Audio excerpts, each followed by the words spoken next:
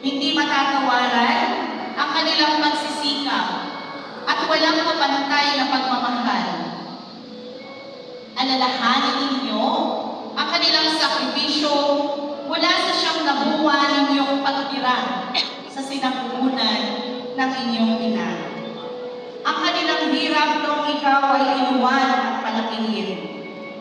Ang sakripisyo na kanilang binata upang ikaw ay mapag-aral mula primarya, sekundarya, at ngayon nga ay sa kolehiyo. Ang ilan sa mga magulang ninyo ay nabasukan ng katulong, naglabada, maaaring nag-abroad, nagbungkal ng lupa para sa mga magsasaka, at nagpakahirap, patustusan lamang ang inyong pangangailangan upang kayo ay makapag-aral. Hindi matatawaran ang sakripisyong ginagawa ng ating mga magulang. Kung hindi man magulang mo ang nagpaaral sa iyo, ay ang sakripisyo ng asawa mo. O di kaya ay ng kapatid mo upang ikaw ay makatapos. G. Gabay ng Diyos ang ating liwanag sa bawat landas ng ating tinatahak. Sa bawat tagumpay at pagsubok, nariyan siya upang tayo'y patatagin at bigyan ng lakas ng loob.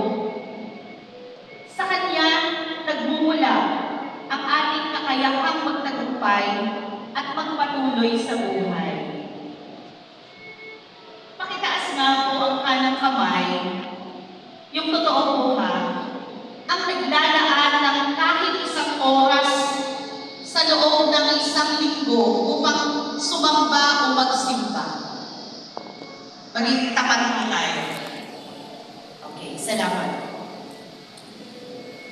Kaya naman po, marapat lamang nalaanan natin siya ng kahit isang oras lamang sa isang linggo upang siya ay ating papurihan at pasalamatan. Tunay nga na hindi mapapantayan ang kanyang kapangyarihan. Naalala ko po yung pagpunta namin sa Divine Mercy ditong mga nakalipas tamang linggo sa General Luna, Quezon. Sa pamamagitan po ni Father Ben, ay may pamulan sa akin na ang magising po tayo sa umaga tuwing tayo ay at handa tayong tulungan at patawarin ano bang oras na tayo ay tumawag sa ng patawad. Ang isilang po tayo sa mundong ito bilang isang tao ay isang napakalaking biyaya. Dahil tayo po ay tao. Kasi paano kung isinilang tayo sa mundong ito na isang pusa o kaya ipis? Na-imagine niyo po ba yun? Kaya naman, tinoob po ni Lord na ikaw, ako, tayong lahat ay maging isang tao. Isang tao na isinilang na walang dala kahit na ano.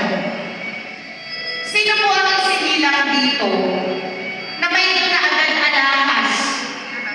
Sino po dito ang isinilang na paglabas niya sa kanyang nanay, may hawak-hawak ng isang kumpol ng tig-1,000? Uli kaya po sino po dito ang isinilang na may suot ng damit? Wala po, di ba?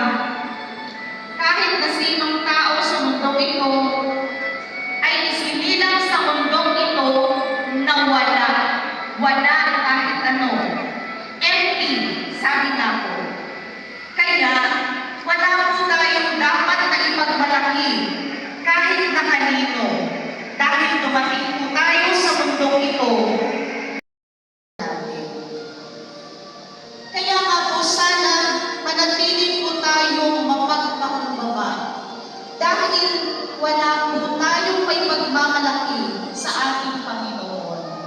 Sabi nga po, sa alikabok tayo nagmula magbabalik po muli tayo sa alikabok kapag tayo ay nawala. Dahil po dito, doon ko napagtanto na isinilang po tayo sa mundo ito sa dalawang kadahilanan. Una, ibigin po ang Diyos, at ang pangalawa, ibigin mo ang iyong pamilya o ang iyong kapwa. Alaga at pagmamahal ng ating pamilya ang nagsilbing sandigan natin sa bawat hamon ng buhay. Sa kanilang mga yakap at dasal, natutuhan natin maging matatag at porsigido. Sila ang ating inspirasyon, ang dahilan kung bakit tayo nagpupursige at nagtatagumpay.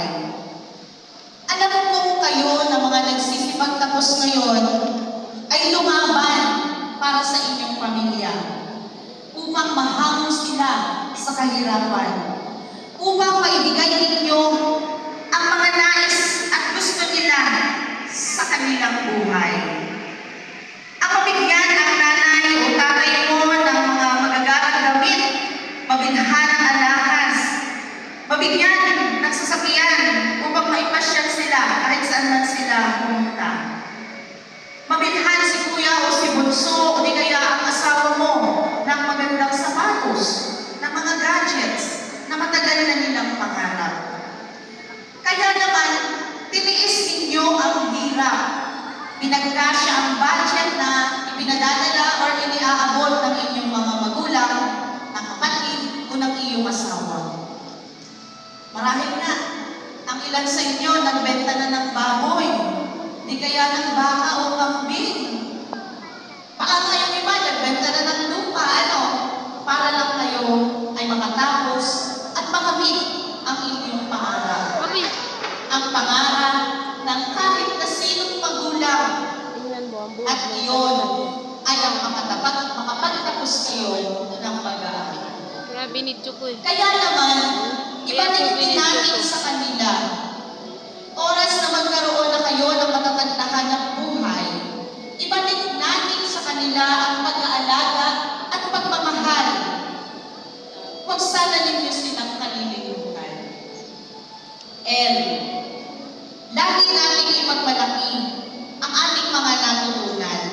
Ngunit, huwag kalimutan na ang pinakamahalagang aral ay ang pagkakaroon ng pusong mapagmahal at mapagpakumbaba. Ang tunay na tagumpay ay hindi nasusukat sa mga diploma o medalya, kundi sa ating kakayahang magmahal ng walang hinihintay na kapalit. Kung ang ugali mo ay akala mo kung sino ka na dahil isa ka ng guro, at dahil doon, alam mo na ang lahat, at ikaw na yung magaling, nagkakamali ka. Ang ugali ng pagiging mapagmataas at mapaghusga ay hindi kailanman magbumunga ng maganda. Babalik ito sa iyo at ipagsisisi mo kung bakit tinaglay mo ang ganong pag-uugali.